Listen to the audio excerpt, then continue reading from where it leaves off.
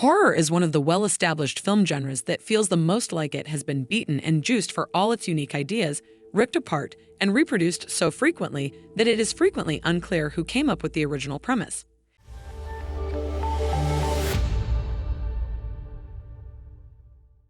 Here are the 10 worst horror movie remakes. Before we begin, like and share this video with your friends and subscribe to our channel for more of such content. Number 1. Day of the Dead, Steve Miner, 2008. Although Day of the Dead was undoubtedly the poorest of George Romero's trilogy of the Dead, there was still hope that Steve Miner's remake would turn out all right. It is still being determined why directors enjoy adapting George Romero's movies so much. Miner's remake, which hardly even follows the original movie's premise, is so boring, dry, and generic that you will be asking for it to end before it is even started.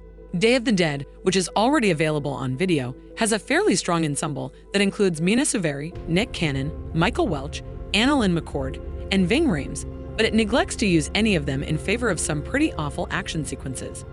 Number 2. The Omen, John Moore, 2006.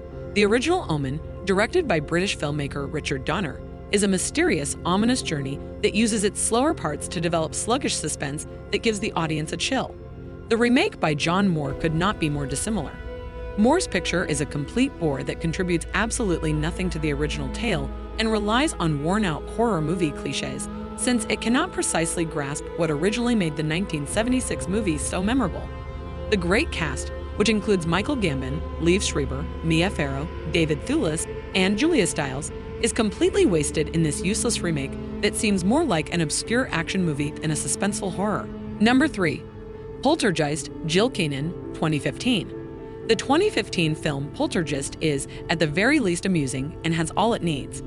A solid ensemble with Sam Rockwell and Rosemary DeWitt, a talented director, and superb special effects are very important. It needs more innovation, similar to many of the poorest horror movie remakes mentioned here. This story about a family threatened by supernatural powers in their new house has a few changes, but every one of them comes off as contrived. This movie struggles because it must decide whether to follow the original or forge its own path. This is a meaningless, miserable experience. Number 4. The Grudge, Takashi Shimizu, 2004. The Western film industry frequently adapts classic horror stories for American viewers, making overseas remakes more well-liked than Hollywood remakes. While movies like The Ring show that this can occasionally be successful, Takashi Shimizu's remake of his own original picture just does not work as well for American audiences. The stilted and awkward movie meanders through its running time without apparent purpose or direction, eschewing the original movie's compelling narrative instead of something much more straightforward. Simply put, this repetitive, formulaic movie has no point. Number 5. Night of the Living Dead 3D, Jeff Broadstreet, 2006.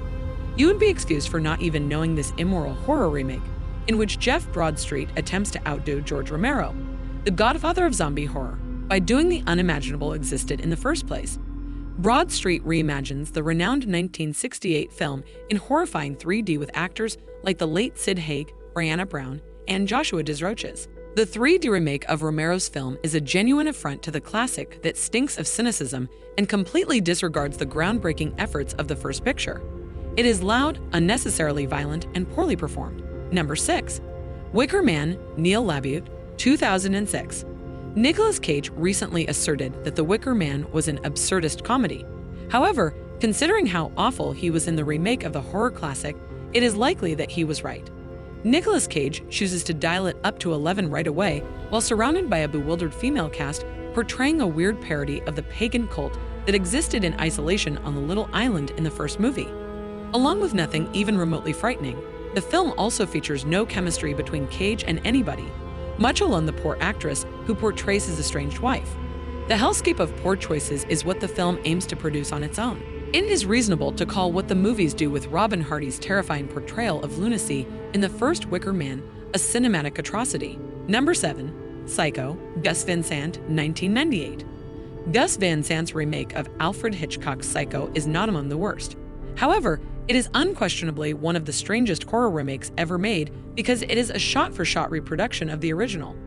The weirdest thing of all is that Gus Van Sant, who directed some of the best movies of the contemporary age, including To Die For, Good Will Hunting, and Elephant, is no fool.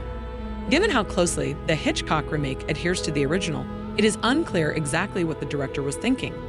Given that it follows the original movie's exact plot, it is neither horrible nor dull. Number 8. The Fog, Rupert Wainwright, 2005. While Neil LaBute's breathtakingly idiotic, The Wicker Man and Gus Van Sant's Psycho are forgivable despite their weird experimentation, the worst horror adaptation of all time is just a complete snooze. Rupert Wainwright's The Fog, based on John Carpenter's 1980 classic, is dreadfully dull and devoid of creativity as it limps through its existence and forgets to add shocks to its dull narrative.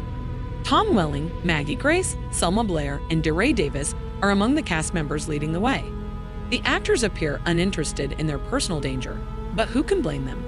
It is embarrassingly unrealistic how the zombie ghouls were reenacted using computer graphics. If you liked this video, then give it a thumbs up, share it, and subscribe to our channel for more of such content.